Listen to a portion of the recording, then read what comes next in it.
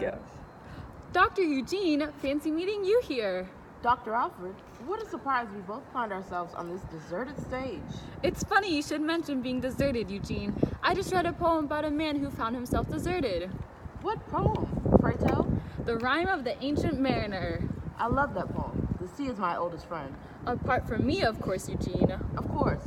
What I've always found fascinating about the poem was how many people miss the subtle meaning of the work. Exactly. Everyone always just assumes it's about respecting all creatures, big and small. A true degradation, to be sure. I've always read the Rime of the Ancient Mariner as a manifestation of God's presence in the world. Dr. Eugene, I applaud your keenness of wit. When the mariner kills the albatross, he destroys the being that made the wind to blow. Very shrewd, dear comrade. In killing the albatross, the mariner effectively creates a world without God. And without God, the mariner experiences supernatural events as a result. Ah, yes, Eugene. All kinds of unworldly occurrences unfold.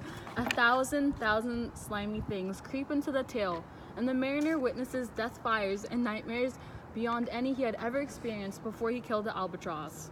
What I find most fascinating, Alfred, is how attached, both literally and physically, the mariner becomes to the idea that he can conquer God himself.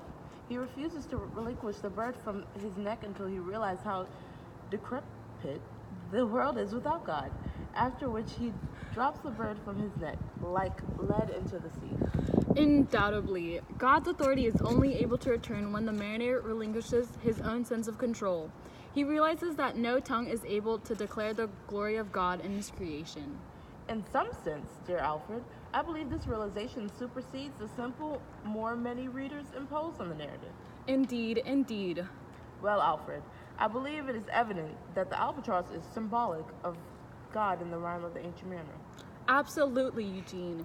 Indeed, symbols abound in the poem. The mariner's internal turmoil is symbolized by the weather he experiences as a result.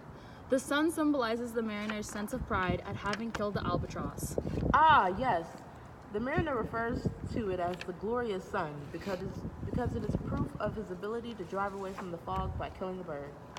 But the moon, on the other hand. The moon, a true symbol for the mariner's regret over killing the albatross. After all, Eugene, the moon cursed the mariner with his eye. The supernatural returns, dear Alfred. And speaking of eyes, I believe there's a symbol there as well.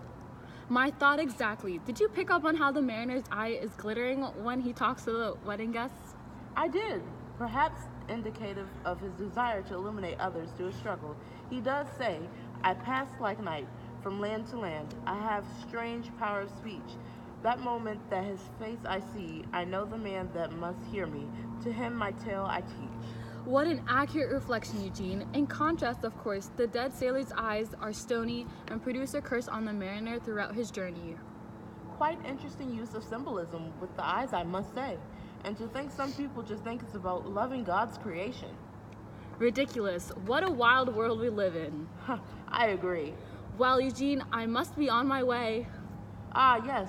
Look at the time. Farewell, Alfred. I bid you adieu.